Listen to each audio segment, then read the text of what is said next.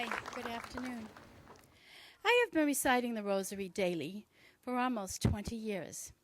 It has provided me great comfort within, and I firmly believe that the good health and well-being of my 5 children and 4 grandchildren is directly related to my daily recitation of the Rosary. Even though I prayed the Rosary as a little girl with my grandmother, I had not done so for some time.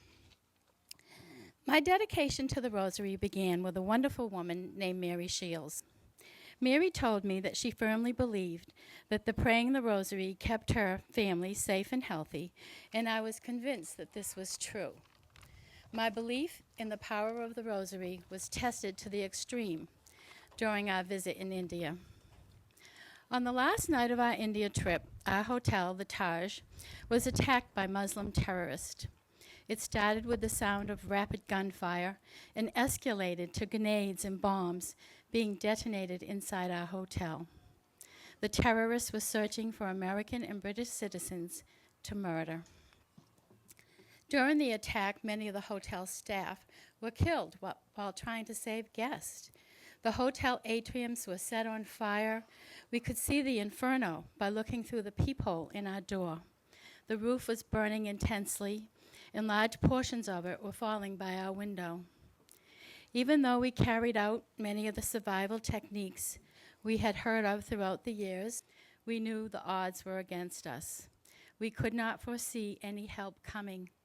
Gunfire and grenades were blowing doors open closer and closer to our room, and the smoke from the fire was getting thicker.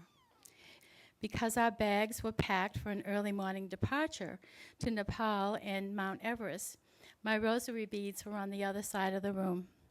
It was too dangerous to cross in front of the doorway, so I could not get them. I resorted to praying the rosary on my fingers. As my husband was trying to maintain communications with our children, utilizing a wireless computer, I continued to pray the rosary.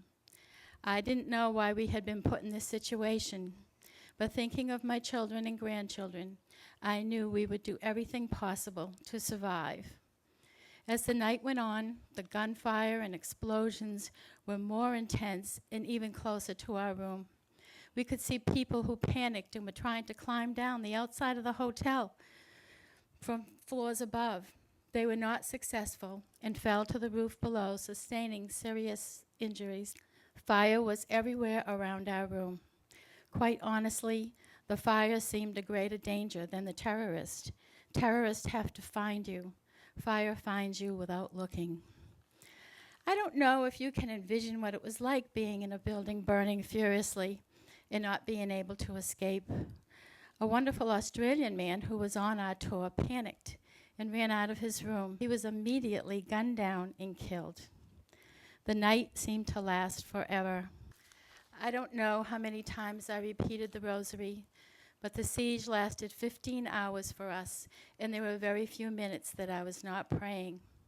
Finally, we heard banging on our door from what turned out to be Indian Army Special Black Cat Commando Forces. Again, I believe the Blessed Mother gave my husband the courage to open the door and thereby saving our lives. For about 45 minutes, we were escorted through the hotel back stairways and basements by these Special Forces troops utilizing squad tactics. We finally emerged at the command center of rescue operation in front of the hotel. As some of you may have seen on CNN, I was shown standing on the front steps, making the sign of the cross as bodies were being carried out. My husband suggested that since we didn't have bulletproof vests on like the police and troops around us did, making the sign of the cross was probably not the best signal to send out while terrorists were still looking for Christians and actively shooting in the hotel. I didn't care. The Blessed Mother had gotten us that far, and we were going home.